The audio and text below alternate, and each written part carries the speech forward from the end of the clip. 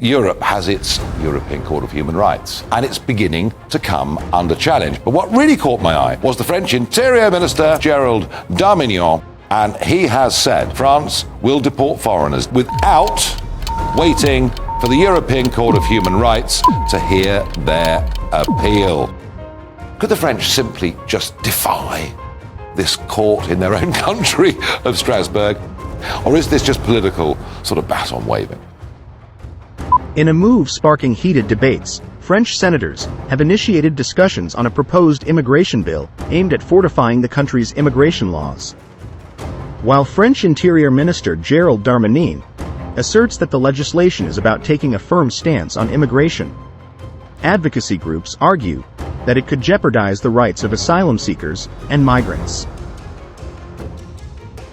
It will come a day that we will see far more radical extremists and terrorists coming out of Europe because of lack of decision-making, trying to be politically correct, or assuming that they know the Middle East and they know Islam and they know the others far better than we do. And I'm sorry, but that's pure ignorance. Gerald Darmanin emphasizes the bill's focus on toughness toward foreigners committing crimes, advocating for their expulsion. The government contends that this measure is vital to enhance and expedite the deportation process for individuals deemed a serious threat to public order. Simultaneously, the bill recognizes the presence of those who entered France without authorization and wish to regularize their status. It proposes to provide legal status to undocumented workers in labor-short sectors. Darmanin suggests that finding a political compromise is essential, underscoring the bill's consideration of the general interest. This legislation comes after multiple postponements this year, due to insufficient support from the parliamentary majority. The Senate, dominated by conservatives, has begun a challenging legislative journey. Conservatives express opposition to granting legal status to undocumented workers, fearing a potential pull effect that might attract more migrants to France. Prime Minister Elisabeth Borne rejects this claim, asserting that the provision benefits those who have been on French territory for years and are well integrated. As the bill progresses to the National Assembly, Macron's centrist alliance faces the need for conservative support due to a lack of a majority. We do believe that the right way to approach this migrations is a broader space. Western Balkans, European Union, and not just France and UK, in order to dismantle these groups and to be more efficient. Left-wing lawmakers, human rights activists, and undocumented workers staged a demonstration in front of the Senate in protest.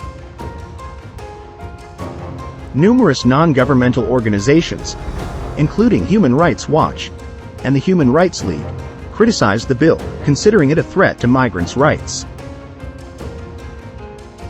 Eva Kasse from Human Rights Watch argues that the proposed measures are deeply flawed and risk dividing families.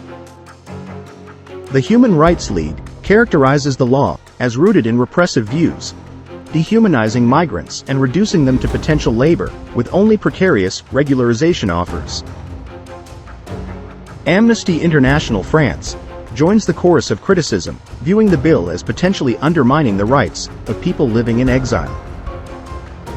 As France navigates this complex intersection of security concerns and human rights, the legislative journey promises to be protracted and contentious, with the outcome holding significant implications for the country's approach to immigration. The debate on France's immigration bill underscores the challenge of balancing security and human rights. As Interior Minister Gerald Darmanin advocates for firmness in dealing with foreign criminals, critics raise concerns about potential threats to asylum seekers and migrants.